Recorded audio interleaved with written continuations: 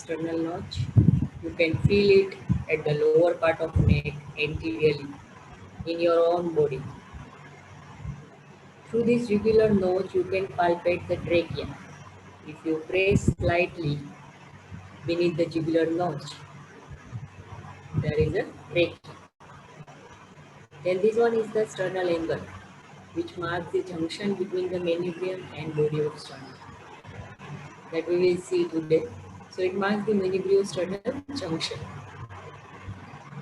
Lower down, the lower end of the sternum is called the xiphoid process. This one is the xiphoid process. And on either side of the xiphoid process, there are two curved margins, and these are known as costal margins. And costal margins are formed by 7 to 10 costal cartilages. ये आपको viva में पूछते हैं. Whenever you come here and you draw the surface marking or you make out the bony landmarks on mummy, you have to make out the costal margins. And which are the costal cartilages? 10 costal cartilage. Then in between the costal margins, this angle is called the infrasternal angle. This is the infrasternal angle. Posteriorly important bony landmarks, most prominent spine at the lower end of the neck is the C7 spine. And the root of the scapula, spine of the scapula, that lies at the level of the T3 spine, third thoracic spine. Inferior angle of the scapula lies at the level of T7. This acts as a bony landmark. Now the joints between the bones of the thoracic cage. Anteriorly, if you see, in between the costal cartilage and the sternum. This is called the chondrosternal joint. So we have 7 chondrosternal joints because the upper 7 pair of the costal cartilage articulates with the sternum. Chondrous means cartilage, the word which is used for the cartilage, so chondrosternal joint. Laterally, these are the costochondral joint in between the ribs and the costal cartilage. So costochondral joint. So we have 12 pairs of the costochondral joints and costal margin, which is formed, or costal arch, which is formed by the 7 to 10 costal cartilage. Here there lies interchondral joints between the costal cartilage. So these are the joints present anteriorly. Just like that, posteriorly there.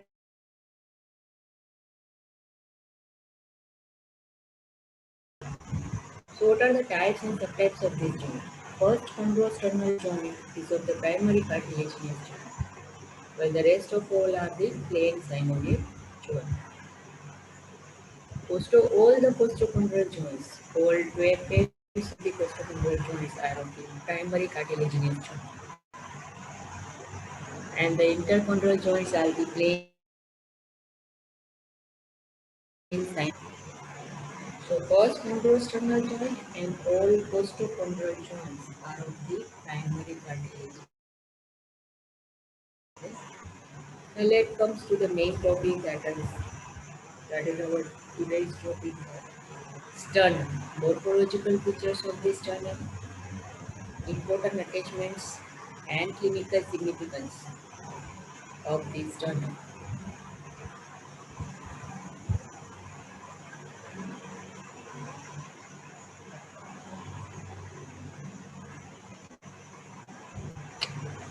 Okay, now am I audible clearly?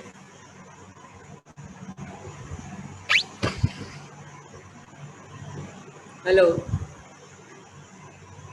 I think there is a problem in internet.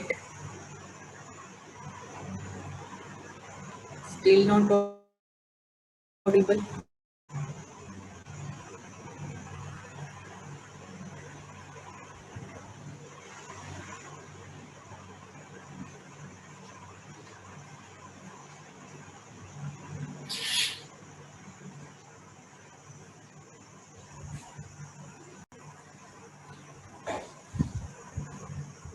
Hello.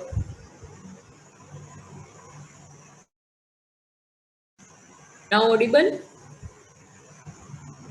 Clear voice आ रही है मेरी? Okay. So the sternum is divided into the three morphological parts.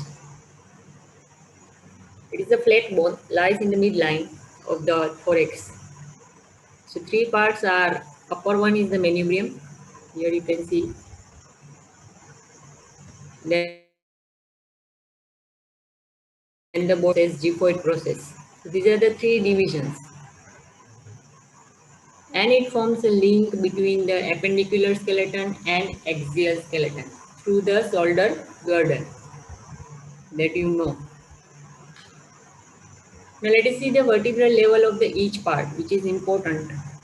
So manubrium sternum lies against T3 and T4 vertebrae.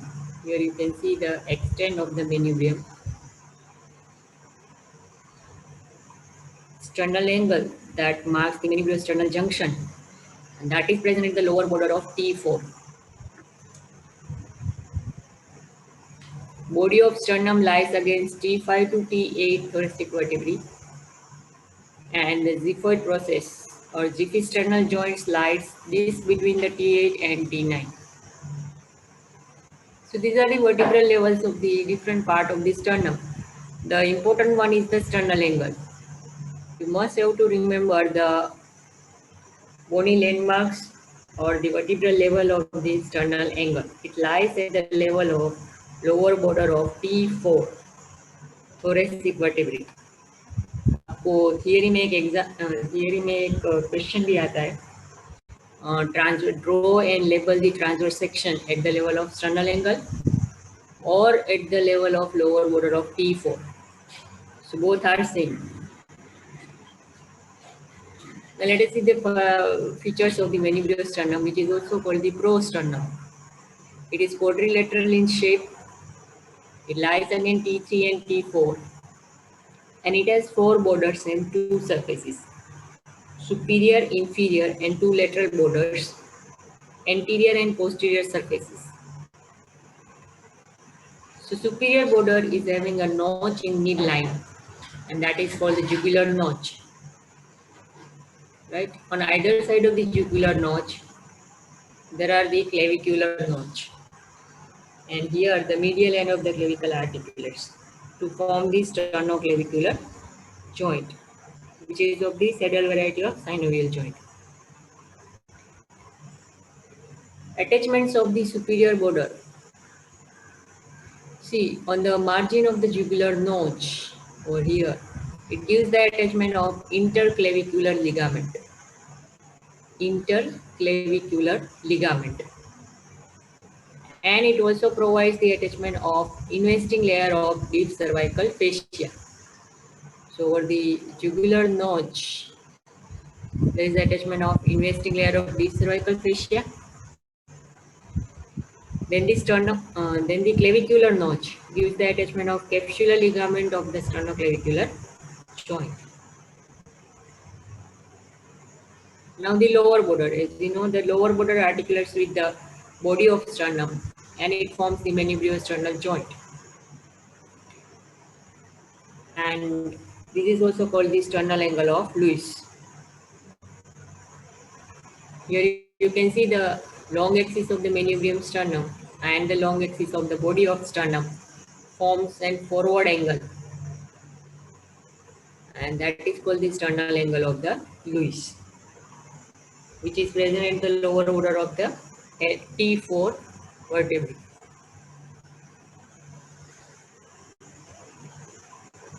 Now, what is the main significance of the sternal angle of Lewis? See, there are certain changes takes place in the thoracic cavity at the level of the sternal angle that I will tell you later on. But main clinical significance of the sternal angle is it helps in the counting the ribs from above. And here if you see at the level of the sternal angle, there is an articulation of the second costal cartilage. And then you can count the ribs downward. So it will help in the counting the ribs from the above. Then there are two lateral borders of the manubrium which articulates with the costal cartilage. So there is full facet, one full facet and one demi-facet for the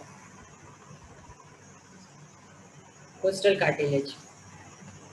Full facet will form the first chondrosternal joint, which is of the primary cartilaginous joint, and demi-facet articulates with the second costal cartilage. Then there are two surfaces, anterior and posterior surface. This one is the anterior surface, which is sloping surface, and it is convex from side to side and concave above downward. Posterior surface is concave. This one is the posterior surface.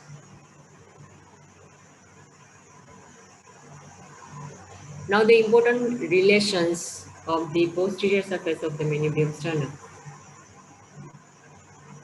See, posteriorly, if you see, there are the major blood vessels which are related on the posterior aspects of the manubrium. Right?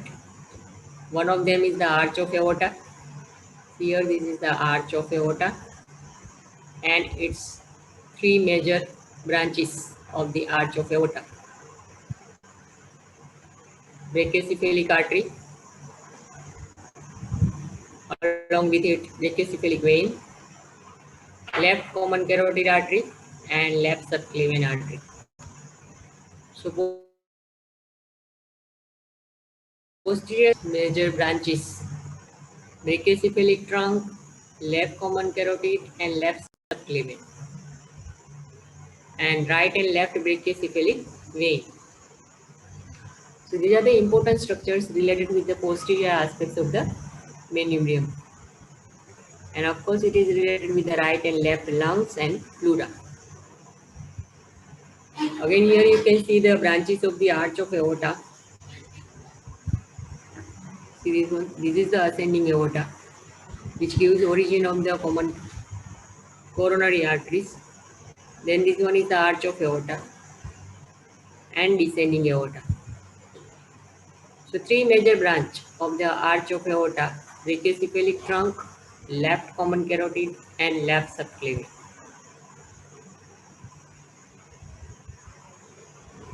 Now the body of sternum, which is also called the mesosternum, and it is longer, narrower, and thinner.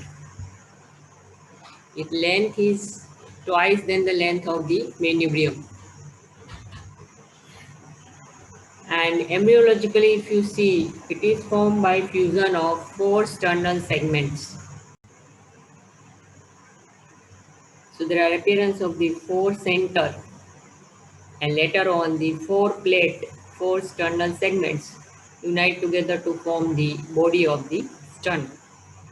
So fusion of these sternal segments is marked by the transverse ridge, and these segments are known as sternebrae. And as I mentioned that its length is the double than the length of the manubrium sternum. If you see the width is varies at the different level. It is narrowed at the upper part, broad in the middle part, and again narrow down in the lower part. So the width is maximum at the level of the fifth costal cartilage.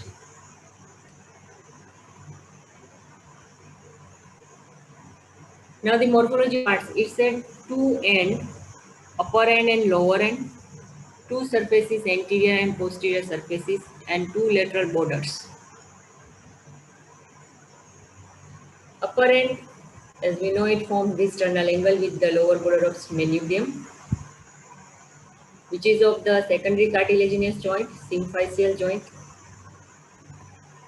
Lower end forms the xiphisternal joint with the xiphoid process, and which is of the primary cartilaginous joint.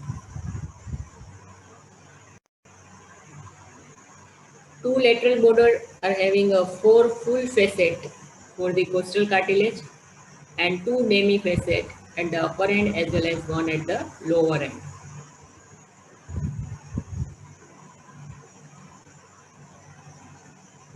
anterior surface is flat and it is marked by the three transverse ridge. As I told you, this ridge marks the junction between the two sternibri or the fusion of the two sternibri. So there are three transverse ridges. Posterior surface is concave and again there are presence of three transverse ridge over the posterior surface. But here it is less marked as compared to the anterior surface. Now important relations of the body of sternum posteriorly. Posterior aspects of the body of sternum is related with the right and left lung and pleura. So detail you will learn in the pleura, but there is one reflective line that is called the costo-mediastinal reflection of the pleura. Costal pleura, here the costal pleura become continuous with the mediastinal pleura, and that line is called the costo-mediastinal line of reflection. But if you see the extent of line, this dotted line is different on the right side as well as on the left side. When you make out this line, this is the costo-mediastinal line of reflection. On the right side, if you see, it extends almost in the midline throughout the length of the manubrium as well as body of sternum, right? But on the left side, if you see this line of reflection extend up to the fourth costal cartilage, this level, up to this level, on the left side, up to the level of the fourth costal cartilage, on the left side. Why? Because on the left side, there is a presence of the heart, and below this area, below this fourth costal cartilage, the area comes direct in the contact with the heart, and that area will produce the dull sound on the percussion, and that's why this area is known as area of cardiac dullness. So remember